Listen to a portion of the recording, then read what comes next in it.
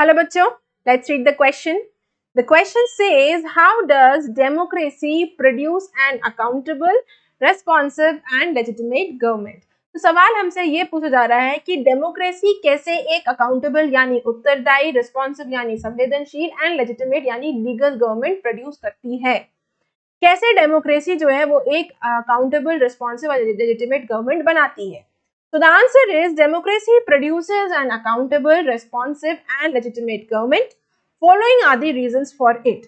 Point number 1 is in democracy में citizens have the right to elect their representatives and participate in the decision making process. यानी वो ये कह रहा है कि डेमोक्रेसी में सिटीजन्स यानी नागरिकों के पास ये हक है, ये अधिकार है, ये राइट है कि वो अपने रिप्रेजेंटेटिव्स को चूज कर सकता है as well as decision making में जहां जरूरत है एज एंड व्हेन रिक्वायर्ड उसमें वो पार्टिसिपेट भी कर सकता है।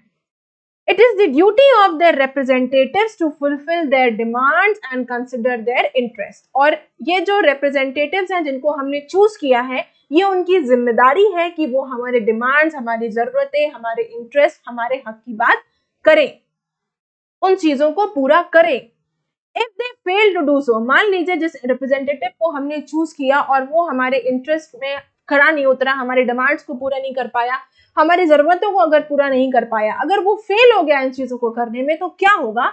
They will lose their power in the next election. तो आने वाले अगले चुनाव में फिर उनको हम वोट करने नहीं जा रहे हैं। Point number 2 is citizens also have the right to examine whether the government has followed the norms and procedures in decision making. यानी नागरिक के पास ये अधिकार, ये राइट भी है कि वो ये चीज जान सकता है कि सरकार ने कोई भी फैसला लेने से पहले जो नॉर्म्स, जो प्रोसीजर्स हैं, जो स्टेप्स हैं, जो लिए जाने चाहिए वो सरकार ने फॉलो करे हैं कि नहीं। ये राइट भी सिटीजन्स यानी नागरिक को है। दस इसलिए there is transparency in democracy, तो इसलिए डेमोक्रेसी में ट्रांसपेरेंसी है, पारदर्शिता है। 2005 में एक एक्ट आया था जिसे कहते हैं राइट टू इंफॉर्मेशन एक्ट 2005। इस एक्ट के तहत सिटीजन्स, नागरिक ये जान सकता है कि सरकार में क्या चल रहा है अगर वो कॉन्फिडेंशियल नहीं है तो। Point number 3 is a democratic government must necessarily pay attention to the needs and demands of the people.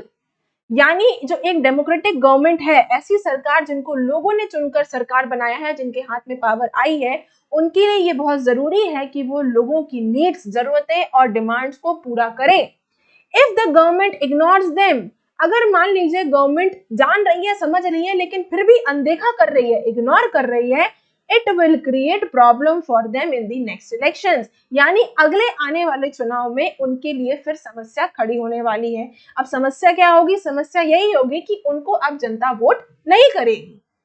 Next point is democracy is based on the idea of deliberation and negotiation.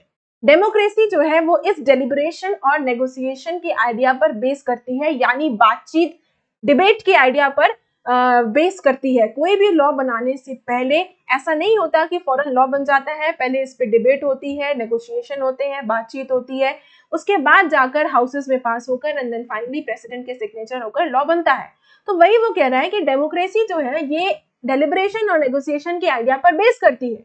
Therefore इसीलिए the decisions of the democratic government, यानी जो फैसले जो democratic government लेती है, may be delayed. भाई इतना time लग रहा है, डेलिब्रेशन, नेगोशिएशन हो रहा है, बातचीत हो रही है, विवाद उस पे आप डिबेट करा रहे हैं, जब इतना कुछ हो रहा है तो इट इज बट नेचुरल कि डिसीजन में टाइम तो लगेगा, बट लेकिन they are definitely more efficient. लेकिन जो डिसीजन फिर निकल के आया फाइनली वो बहुत ज्यादा एफिशिएंट होता है, एज वेल एज लोग उसको एक्सेप्ट भी करते हैं। And the last is the party which gets majority in the elections. वो political party जिसको election में बहुमत मिलती है, majority votes मिलते हैं from the government, वो सरकार बनाती है। Thus इसलिए authority of the government is recognized by the people in democracy. यानी कि जो गवर्नमेंट की अथॉरिटी है उसको कौन रिकॉग्नाइज कर रहा है? लोग रिकॉग्नाइज कर रहे हैं, पीपल रिकॉग्नाइज कर रहे हैं डेमोक्रेसी में। So I hope you understood the question as well as the answer. Best of luck.